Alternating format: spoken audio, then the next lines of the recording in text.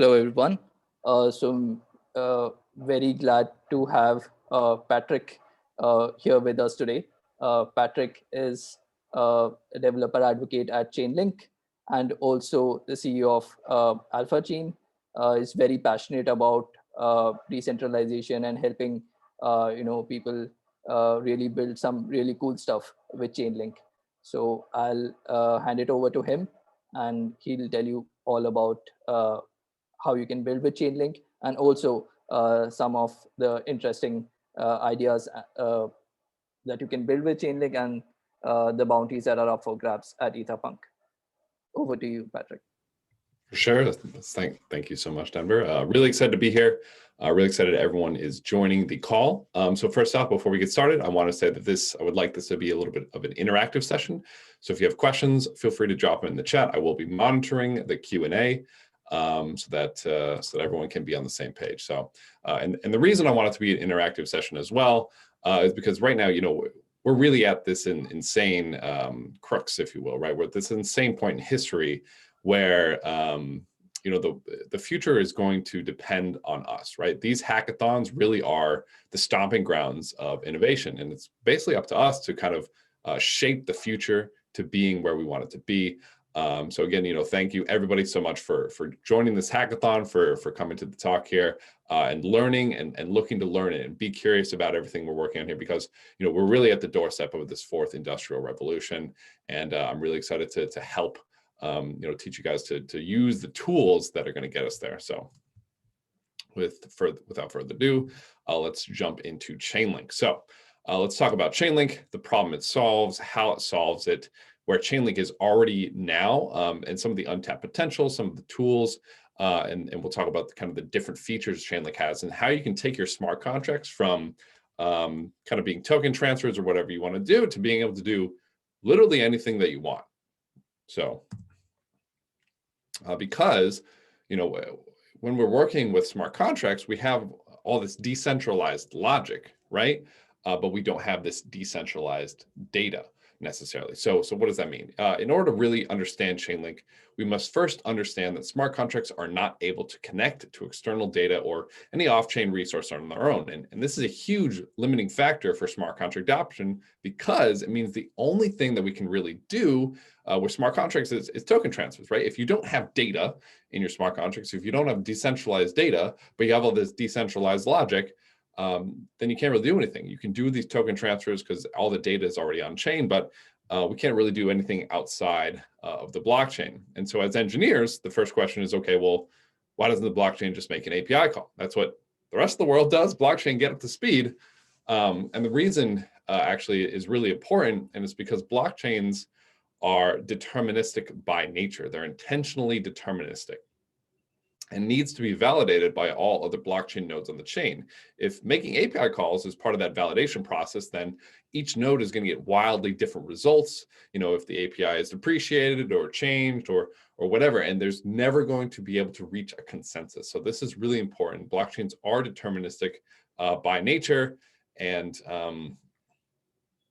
it prevents them from making these API calls and getting this data. So in order to interact with the outside world, we need what's called an oracle. An oracle is any device that interacts with the off-chain world to provide data to smart contracts. They report the result of the data on-chain in a transaction themselves, so the blockchain can stay deterministic. And this is really important. This is how you can you can get real-world data into your smart contracts, so that the smart contracts can do literally anything that a regular contract in the real world can do. Now, there's one other piece to this oracle problem, right? Where centralized oracles, or if you're getting your data from a single point, you now have this single source of failure for your entire decentralized smart contract.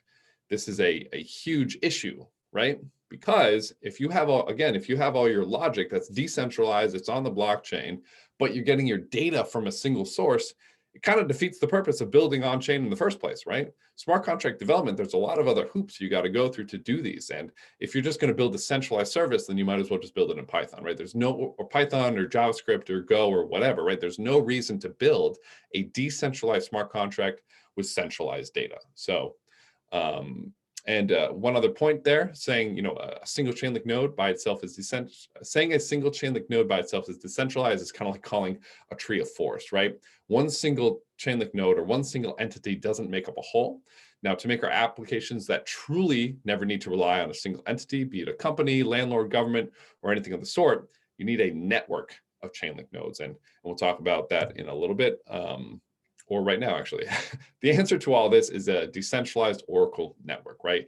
Getting your data from multiple different nodes and connecting them and aggregating them on-chain or off-chain, just some type of aggregation so we can get our data from multiple points. So if one is hacked, one breaks down or whatever, the network carries on. Similarly, the exact same way like Ethereum or Matic or any of these other chains work, right? If one node breaks, is hacked, or reports bad logic, then the network carries on because it's decentralized. Chainlink works the exact same way with a decentralized network.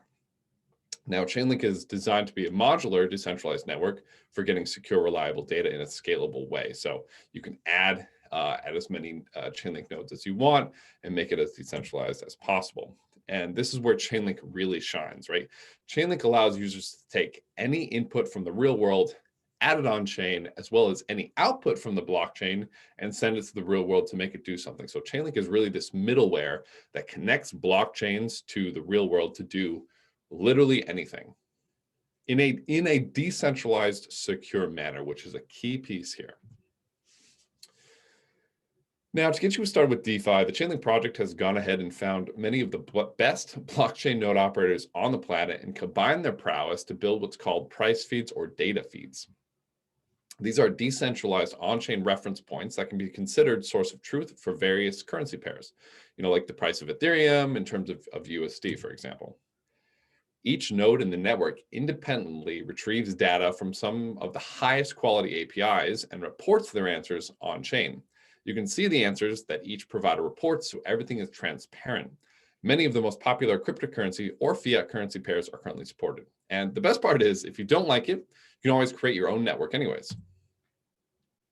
Now, here's a little bit more about, oh, it looks like my slide didn't update. Here's a little bit more about some of the approach to these price feeds, making them decentralized, provably secure, some highest quality data, cryptographic security, defense in depth. There's a lot to learn about these price feeds, so I would definitely recommend go checking them out, feeds.chain.link, or you go to the Chainlink documentation, you can see more about why they're so powerful. And there's a reason why I'm stressing, the security and the decentrality so much. And that's because in November of 2020, which was, 2 months ago, we saw over 5 different attacks that were more than $1 million of damage in DeFi. So we saw 5 different attacks, $1 million of damage that were Oracle attacks. So somebody hacked the centralized Oracle or put down the centralized Oracle, or something happened with their centralized Oracle and it caused over $1 million of damage. We saw it over the total of these attacks was over $30 million in damage. So it's really important to get this decentralized data to keep your smart contract secure. And even besides the security point, you want to have really strong, powerful, accurate data. So it's more than just having security, it's having good data and being able to know and have the peace of mind that your data is correct. And DeFi is constantly one of the major areas pushing for these projects and for this type of data, and has a ton of knowledgeable people in the world and has a ton of momentum. Chainlink already supports some of the top DeFi projects already, securing something like $10 billion in DeFi right now, which is a phenomenal number, being used by projects like Aave and Synthetics to get their pricing data. So used by some of the best protocols out there. Here's just a couple of the projects using them. Synthetics, like I said, over $1 billion being helped secured by Chainlink. Loopring, over 100 million. Set Protocol, Aave, 3 billion, right? So there's, I think actually last time I checked, these numbers were a lot higher. But there's a lot of money being secured by these pricing oracles. And let me show you. We're just going to head over to feeds.chain.link real quick. So here's feeds.chain.link. It's got a ton of data here, and some of it's not even pricing data. excuse me, some of it's like, I think there's like a fast gas. There's a fast gas one, which tells you what you need to send for gas to make it be a fast transaction. There's a couple other there's proof of reserve, which shows how much different currencies have in supply or stable coins. But there's a lot here. And if we click on ETHUSD, for example, once the UI loads, or I expand my browser. Hopefully you guys can also see this still. We can see all the nodes, the response that they're returning, and then the aggregated price on chain. So each of these nodes returns a price. On chain, it gets aggregated, and we can see all the metrics associated with it. The deviation threshold, the heartbeat, responses, and then if we want, we can even go check it out on Etherscan. This is where the contract actually is, and all the data is. So if you want to go check it out, you absolutely can. First question, what do we mean by lending or DEXs or assets? What do we mean by lending or DEXs or assets?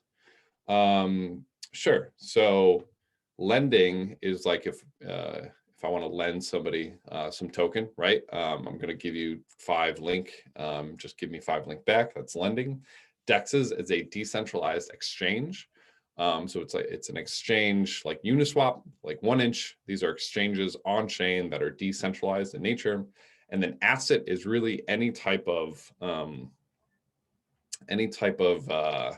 utility or token that has value. So like an asset would be like a link token. That would be an asset. Another asset would be Ethereum. That would be an asset. Matic. That would be an asset. So good question.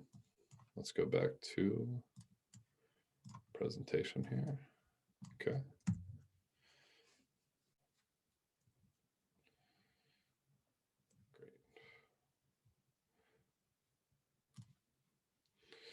Yeah, so Chainlink also has a decentralized, provably random system, and is really just barely scratching the surface of use here. We saw one project implement the Chainlink VRF at our last hackathon. That was absolutely phenomenal. Chainlink VRF is a way to get provably reliable random numbers, which is something that previously has been really difficult. We've seen projects like Pool Together use this, using the Chainlink VRF, allowing their no loss auditing savings game to be truly unpredictable. You know, getting random numbers in your smart contracts is really, really important and really hard actually previously, because until now, getting random numbers on chain has been an issue since the current conventional way to get a random number, you have to rely on the ETH miners for a random hash or a centralized API, and both these can be hacked and gamed. So instead, Chainlink VRF gives you a provably random number. They use a little bit of cryptographic magic behind the scenes to actually check on chain that your number is random. And this can be used for anything like, you know, gaming, medical trials, sampling, you know, anything that you want to do. Random numbers you can get in a provably random way. Again, everything you need for this is in the documentation. Like I said, we've seen a number of projects already using this, and it's a fantastic tool to get your numbers the randomness that it needs in a truly secure, randomized way, and it's one of the easier ways. And then last but not least, you know, like I said, Chainlink is capable of being used to work with any API, and it can be extended to integrate with any blockchain with external adapters and external initiators. We've got a couple blogs out there on how to actually do that, but at the end of the day, if you want to do something with your smart contract that you don't see a way to do with the current tools, you can build your own way with Chainlink. Just build a custom external adapter, build an external initiator, and you can get your smart contract to do literally anything. So everything that you want to do is in the documentation. I will go over that in just a second. And there's another question. If we are taking data from outside, how to make sure it doesn't temper or damage blockchain? That's a great question. So again, the answer is decentralization, right? If you're getting your data from one place, then your smart contract isn't decentralized, right? If you're getting your data from a single place, a single source, that is a single source of failure. So what you want to do instead is use a decentralized network of oracles, right? In the same sense, you know, you're saying, hey, like what if I run a blockchain with one node? Well, that doesn't make any sense, right? Because somebody could, or 2 nodes, right? Or 3 nodes, right? That doesn't make any sense because somebody could ruin the blockchain by themselves. It's the same thing for your data. You never want to use one node. You want to use a decentralized network. Obviously, for testing and for the hackathon, if you want to use one node, that's great because we're just testing. But when you go to production, in order to keep your smart contracts truly decentralized, you want to use a network of nodes. What happens if a particular node is providing wrong data? That is a great question, actually. So if a node starts misbehaving, right, everything is recorded on chain. And a node has a reputation, right? So if it's misbehaving, providing wrong data, the network doesn't really care. Well, the network cares, but it doesn't care as far as what the data that's reported is, right? Because it gets aggregated by all the other nodes. So outliers and wrong answers are ignored, which is great. And if a node continues to have a poor reputation, it'll get kicked off the network. In later V2s, there are some staking pieces, but that's not live yet. At the moment, if you have poor reputation, you get kicked off. So simple as that. Is there an oracle on Chainlink that is similar to Augur? I forget what Augur does. I'll come back to that. When you say data, how much data are you talking about? A single value or maybe a complete set? So right now, multi-word answers or multi-word responses are in development for the Chainlink network. Right now, a single value is the easiest way to do it. You can get a complete set. It just takes a couple extra API calls. Good questions. Really good questions. Keep them coming. So anyways, if you're thinking, okay, cool, what can I do with this? Or if you're at this hackathon, you're kind of strapped for ideas. There's a phenomenal article out there, 77 use cases enabled by Chainlink. Just Google 77 use cases, it'll pop up. 77 use cases Chainlink, it'll pop up, and it'll give you some fantastic ideas of what to work on or what to do if you're struggling for ideas. And just a couple of my favorite ones, DeFi again, any type of gaming or fantasy sports like Texas Hold'em with VRF, tokenized assets are fantastic. Insurance is a huge one that's enabled by smart contract. And there's so many. So now I'm going to jump into a couple of demos here. But before, how am I doing on time? I'm doing really well. Excellent. So before I jump into some demos, are there any other questions? These have been phenomenal questions. Absolutely keep them coming. Is the system vulnerable for a 51 attack? How do we choose the source of data or data provider? Great questions. So the way I normally answer kind of these questions about security is I just kind of relate it back to Ethereum, right? Is Ethereum vulnerable to 51% attack? Yes. Is Chainlink vulnerable to it's actually a little bit harder, to be honest, because you need to, instead of having, it's actually a lot harder. Instead of having all this extra staking, you actually would have to hack every single node independently. You'd have to go into the nodes and bribe them or hack them. So yeah, so Chainlink's just is as secure as Ethereum or pretty much any other blockchain. How do we choose the source of data or data provider? So this is kind of up to your protocol and your smart contract. For the price feeds, it's heavily monitored and maintained by kind of the response team and the different Chainlink nodes. They're all very aware of who's using what, so that all the data comes from different sources, right? Because that's obviously really important, bringing data in from many different sources to keep it decentralized. But if you're looking to figure out what data you want to use for your contracts, again, for testing and development, you can kind of use whatever you want. But for scaling and going to mainnet, you're going to want to use many different types of data from many different sources. And this is going to be kind of like looking at the reputation of those specific data and APIs, right? If it's a free API, if it's or they have a record of being out, it's not going to be a good type of data to use. So you want to use just high quality data, find the best that you can that has like 99.9999999% uptime, right? Or something like that. Really, really high uptime. Good questions. Any other questions?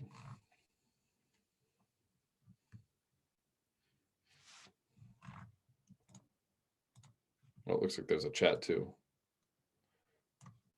Oh, sorry, I wasn't looking at the chat. I was just looking at the Q&A. Cool. All right, good questions. All right, I'm going to move on to the demo now. So there's a couple demos that I want to get through, which is why I sped through the documentation so much. Or sped through the presentation so quickly. So there's a number of things we want to look at. So if you're brand new, right? If you're brand new to this, if you're brand new to the hackathon, again, welcome. Really excited that you're here. I would definitely recommend checking out this hackathon resources page. It's got some really simple examples here, some simple boilerplates. If you want to get inspired, you can check out some of the past winners of hackathons and see all their code, right? See what they did, see what the idea was. But yeah, this hackathon resources page is great. It's got some boilerplates, supports, tutorials, everything, right? And again, if you're brand new, I would definitely recommend checking out this beginner's tutorial. It'll get you up to speed really quick. So moving on, well, let's look at actually how to work with these price feeds. So we're going to deploy a smart contract on Coven in Remix, if you're familiar with Remix, and get the price, the latest price of Ethereum from one of these price feeds. So here's Remix. Hopefully everyone can see my screen. I think I'm sharing the correct screen here. And when you click that link, you actually will get will get this auto-populated with code. So here is our price feed code here. If you're a little bit newer, we'll do a quick kind of walkthrough. So we're using Solidity version 0.6.7. We're importing this aggregator v3 interface. Here, let me make it a little bigger. This aggregator v3 interface from GitHub, so we can work with the Chainlink price feeds. And we're going to create this internal variable of the aggregates v3 interface type called price feed. And in our constructor, this is what's called when we deploy our smart contract. We're going to set this price feed to the aggregator v3 interface at this address. So if we go back to docs.chain.link and we go to contract addresses, we can see different addresses for different chains or ENS. You can use like ethusd.data.eth. Just to keep it simple, we'll just go to the Ethereum price feeds. We're going to go to Coven because we're going to be using the Coven testnet. And we want to see ETHUSD, which is this one right here. So you just copy that and paste it in a Remix. So I already did, and that button actually auto-populates. So we're just going to move on. And then the only function here is this get latest price, which calls that aggregated v3 interface, calls the latest round data function for it, and returns the price from that. So we can go ahead and compile it. And we'll deploy. We'll go to injected Web3. I got to switch to Coven. Oh, you'll also need some testnet ETH, some testnet ETH for this. You can just look up like Coven testnet ETH faucet, and you'll get, oops. I think that Coven faucet isn't working, but you can go to the getter and just put your address in here and get some testnet ETH. But then we'll hit deploy. MetaMask will pop up. I don't know if you guys can see that, but MetaMask popped up. Hit confirm. We'll get this Coven Etherscan transaction. And once it goes through, we can actually hit this get latest price, and it will return the latest price of Ethereum. Obviously, this is multiplied. The price is going to be like this. And again, decimals don't work great on Solidity. So we actually, on chain, it's multiplied by 1, 2, 3, 4, 5, 6, 7, 8. It's multiplied by that much to get rid of the decimals. So that's how you can get the latest price. And now you can build whatever you want. You can build all of DeFi or half of DeFi or literally anything you want to do with any of these prices. So that is price feeds. Any questions on price feeds? When I'm trying to get a price feed in testing, I have MetaMask telling me the contract has an error. Is there an easy way to debug this? I mean, yeah, probably. It depends on what the error is. I'd have to see the error. If you want to post in the DevFolio or Chainlink developers in the DevFolio Chainlink tag, you know exactly what your error is. Be happy to help you out there.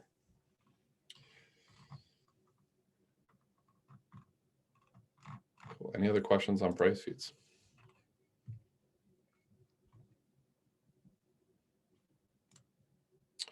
Can you talk about Aggregator v3? Yep. So Aggregator v3 is what's called the Flux Monitor, this Flux Monitor edition. So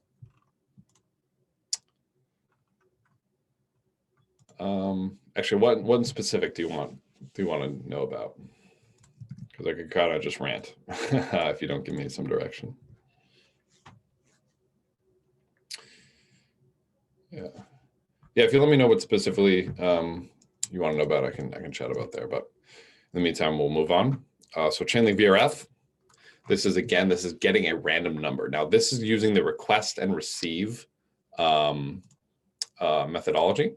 If you're looking for a tutorial on this, again, you can come right here. You can learn how to actually fund with Link. But I'm also going to show you how to do it right now. So you can also just watch this. And you'll see why it's a little bit different. So again, we hit that GitHub link, we go to GIS, and we'll have random number consumer.sol. Again, I've used this a whole bunch. That's why it's all over the place. And here's our code here. So what we do for this is we have a couple of variables that we mentioned. Again, we're importing from GitHub. And what we want to do in our constructor is we want to call this VRF consumer base and give it the parameters for the VRF coordinator and the Chainlink token. So the VRF coordinator address is the address that's actually going to verify that we have a random number on chain, right? So we need to say, hey, here's where you're going to check it out.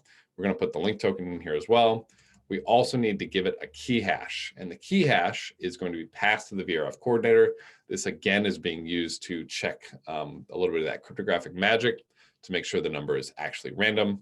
And we have this new fee variable. This is actually how much we pay the Chainlink Oracle to get us a random number. So whenever you make a transaction on Ethereum, you have to pay a little bit of transaction gas. In the same sense, whenever you make a call or a request to a Chainlink Oracle, you have to pay a little bit of Oracle gas there. So then we have this function, get random number, which returns this request randomness.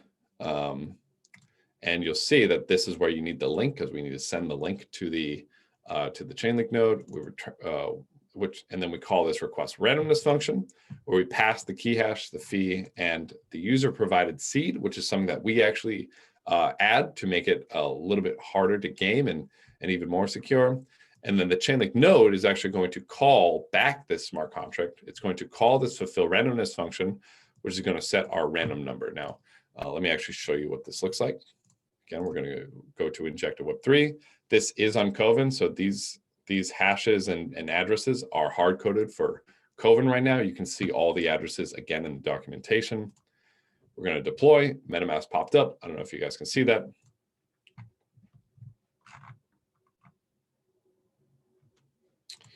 And once it's done, which it looks like it is, we have to do one extra step. I'm not going to do it just because I'm going to show you the issue you're going to run into here. So we want to do this get random number.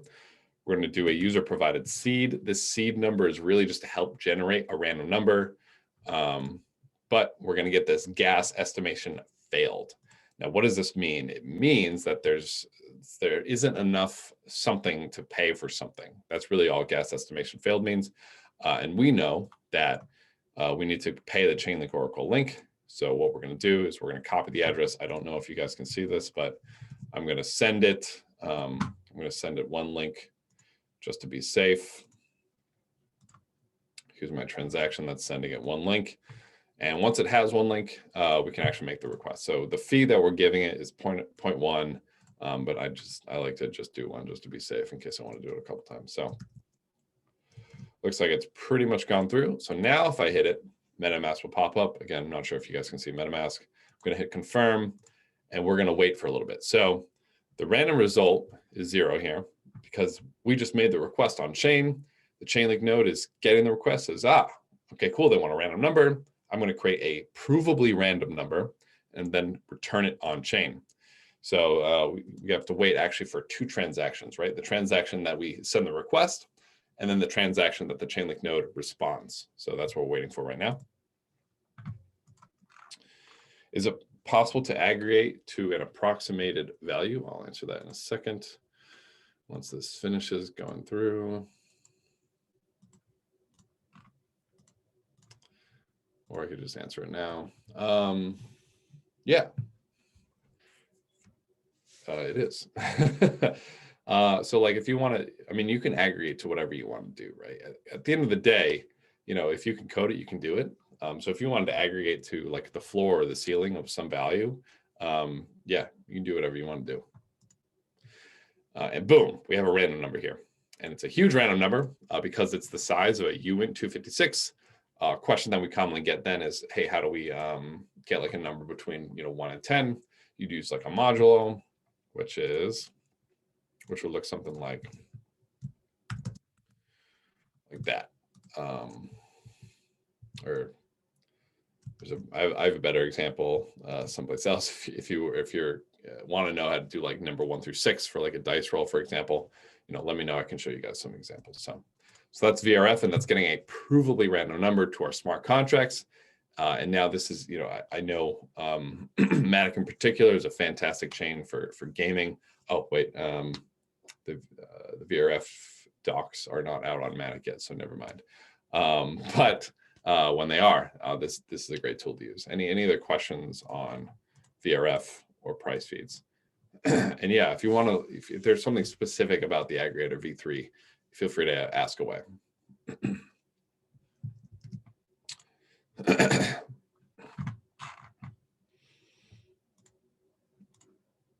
Oh, I'm trying to get back to the chat here. Q&A, more chat. Is that random number nonce? No, it's not a nonce. Oh, it's weird. Like, oh, the questions are going like this. What is the cost for this one request? You can see the so this one is 0.1 link. You can see the costs on the Oracle themselves. Is that random number nonce? No. Sorry, it looks like the questions actually go up. Can we get an explanation on like what is happening behind request randomness function? Yes. Sorry, I didn't see these questions here. Yes. So request randomness is imported from this. Well, let me scroll. Is imported from that VRF contract, and what it actually does is it emits a log on chain. A log is a part of the blockchain where it's not exactly stored on chain, but it's easy for external services to read off it. So it reads the log, and in this log, it has the exact details of the request, right? And so the Oracle will then generate a random number, it'll generate a random number using the key hash that it has and the seed that you have, and then it'll return that random number through this VRF coordinator that actually checks the key hash, and it checks the Oracle and your seed ID against each other to make sure the number is actually random. And if it is random, it'll say, okay, cool, go ahead. And if it's not random, it'll actually kick out and revert. So if you don't get a random number back here, it means that maybe the Oracle was being malicious or not responding. Can we know what the concept or logic used to get this provably random number is? No, it's not confidential. Or, excuse me. Yes, absolutely. No, it is not confidential. It's all in GitHub. That is probably a lecture, and there's a lot smarter people than myself who could give that lecture. But yeah, if you want to look in the GitHub, like in the Chainlink GitHub, absolutely all the code is there, everything that you want to see. And I usually just say is using some cryptographic magic because that way we don't have like a 45 year sermon on cryptographic security. When I'm trying to get a price feed, I'm testing. I have meta. It's not, yeah, that's the one we already said. This is weird. It's I guess I just have to do this.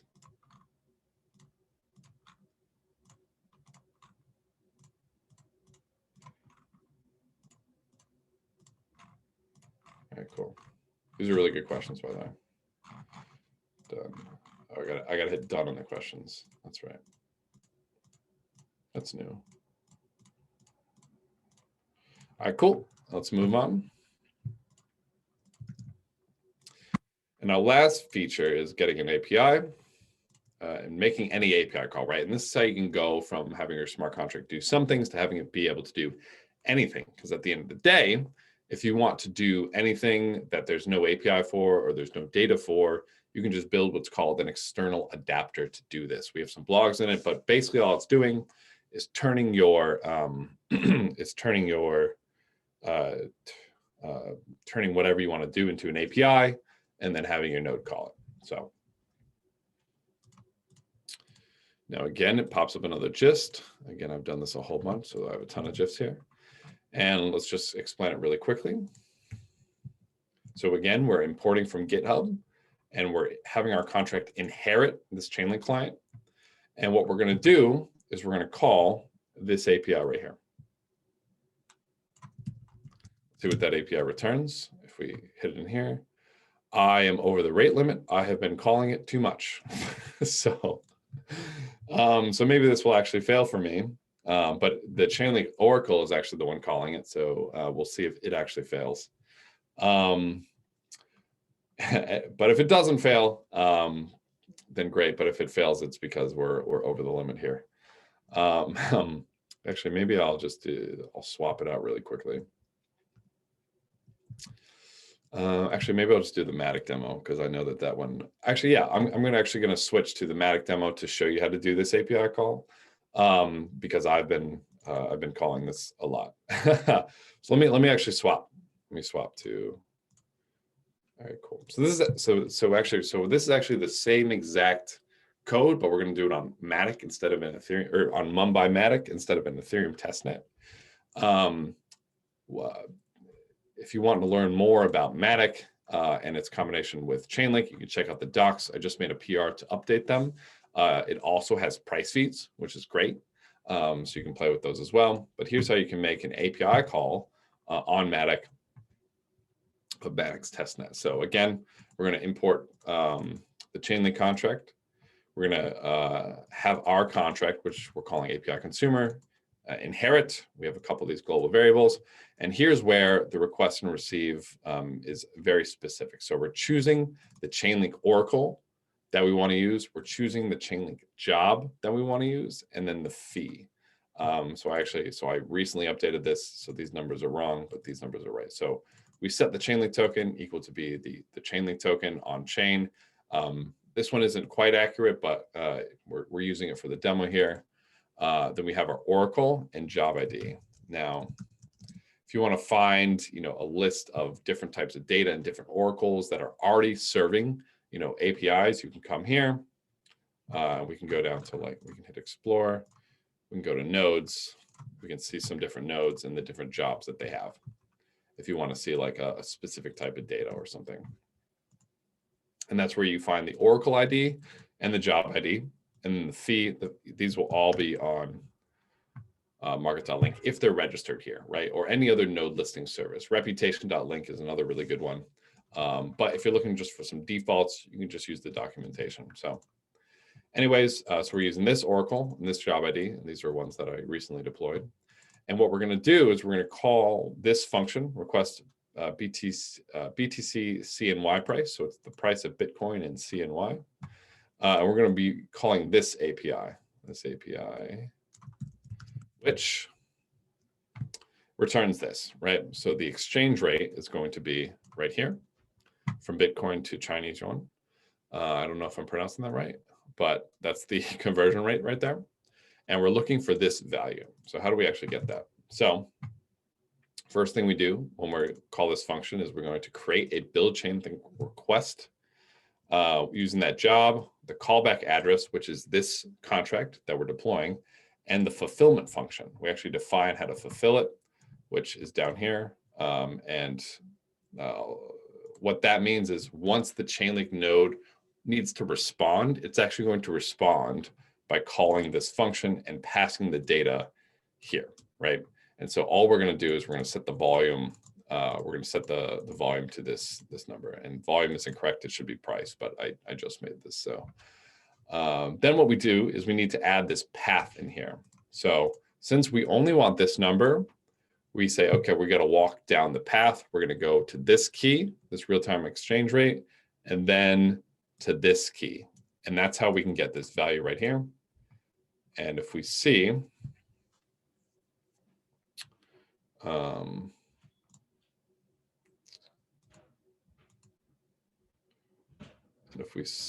where is it? Then we add, we add it together like that. And then we do request.add string array path. We add this path object that we just created.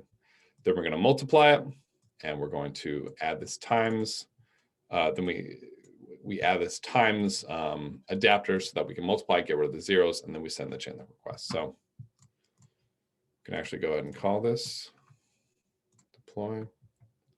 So we're going to deploy. Oh, excuse me. I need to change networks actually. Can you please talk a bit more about what the job ID is? Yes, absolutely. So the job ID on a Chainlink node, and actually I have one running so I can show you. So the job ID defines what the job actually does. So here's an example of a job and its job ID. So this is the job ID, and a job is defined by initiators and tasks. So an initiator says, how do we want this job to be initiated? And this is kind of a run log job is initiated by defining its job ID and the oracle. So this job says, okay, watch this oracle address, which is the oracle that you defined. And once you see a request there, kick off. And here are the tasks that you're going to do. These are the different tasks. A job can define anything. So, in my task list, I could say, make an API call, and then send money to a bank account, and then, send Santa Claus a text message. The tasks can be whatever you want to do. And the job is just this combination of initiators and tasks. So that's what the job ID is. You're saying we want to use this job ID because we just want a really simple job that uses an HTTP GET and returns a UINT 256. Is API request doing the same work, just like Web3 requests from JavaScript to get data from contract? I think I understand the question. So yes. So when we use Web3, I think the answer is yes. So when we're using Web3, you have like that RPC URL that you've probably seen, which says, hey, we're going to connect to the blockchain like this. And then I got to speed through this because I do have one other thing to show. And your Web3 request, it makes an API call to the blockchain connection and then returns data. So yes, it's a little bit different because the blockchain itself isn't making an API call to the Chainlink node. It's like writing out a log. The Chainlink node is reading it and is interpreting it as an API call. I call them the Chainlink API call. So yes, but it's a little bit different. But yeah, so this is what a job ID looks like. But yeah, so we switch to Matic. We're going to deploy.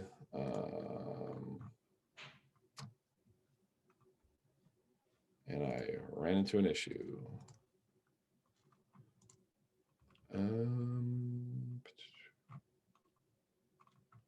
Did I change anything?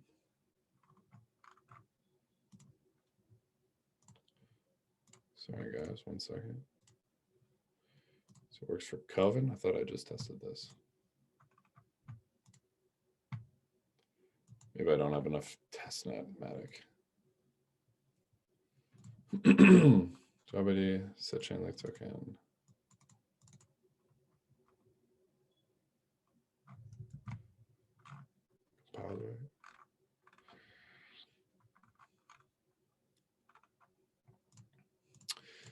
Sorry, I think I might have edited this to do something weird. Apologies, guys.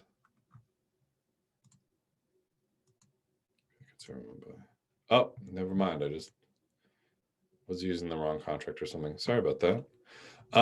So it's deploying. And what we want to do, and the same thing for the VRF, is we're actually going to copy the address here.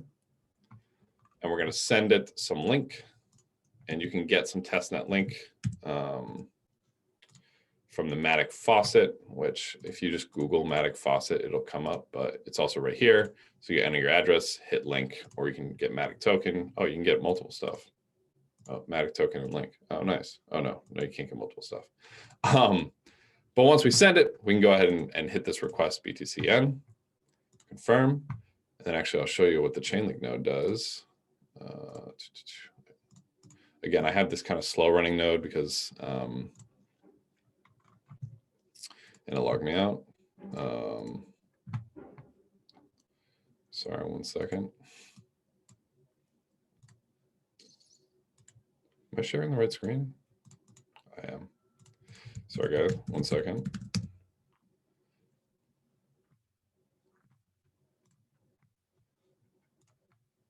I am using the right screen. Okay, cool.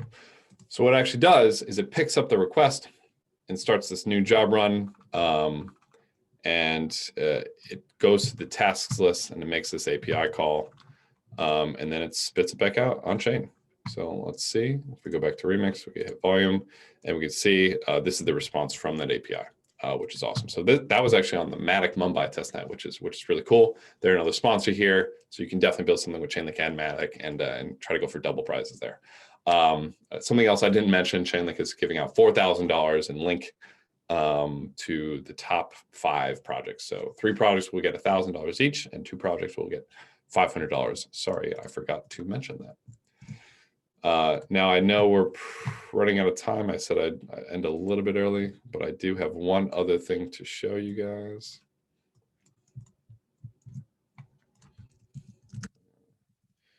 CD code.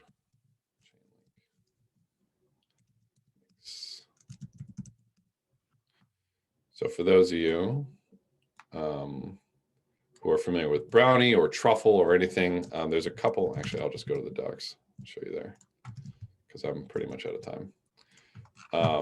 It's in this install instructions as well. To work with Chainlink on Truffle or Brownie.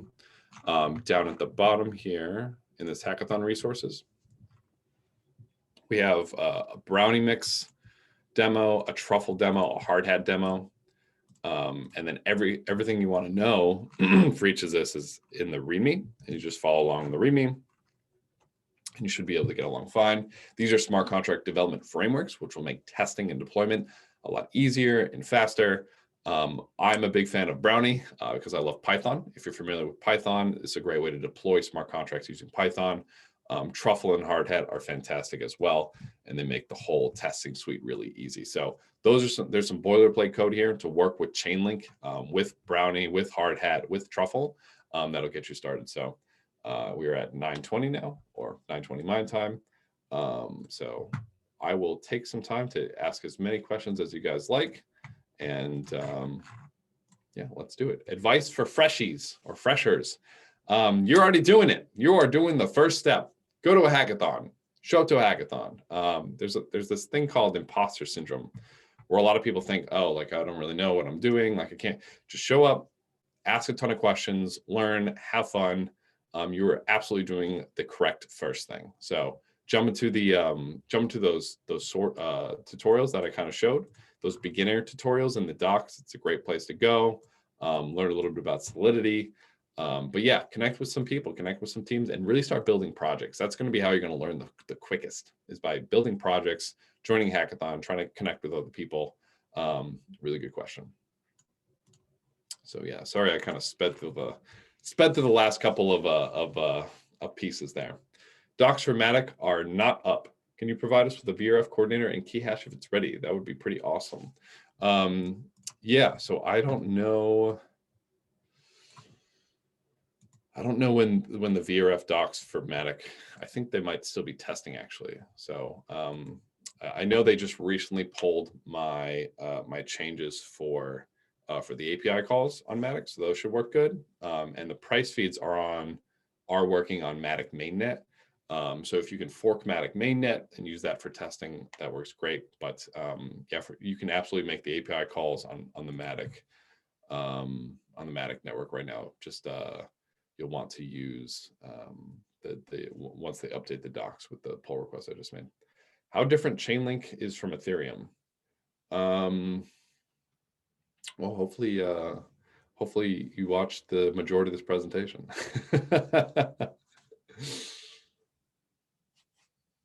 Because this presentation was kind of about that. Any other questions, thoughts, comments?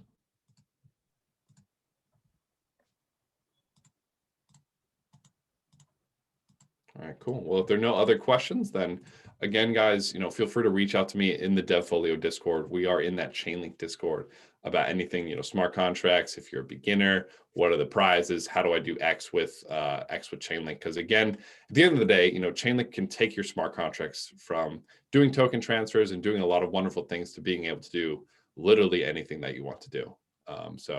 And we've seen the power, at least in DeFi, securing something like I said, $10 billion in DeFi right now, and just getting more and more useful and seeing more and more utilization. So really excited to see what everybody here builds.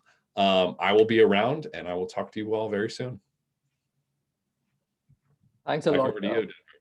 Yeah, thanks a lot, Patrick, for joining us. And yeah, hope to see some really cool stuff being built on Chainlink. For sure. All right, guys. Thanks so much. Jumping off. Bye-bye.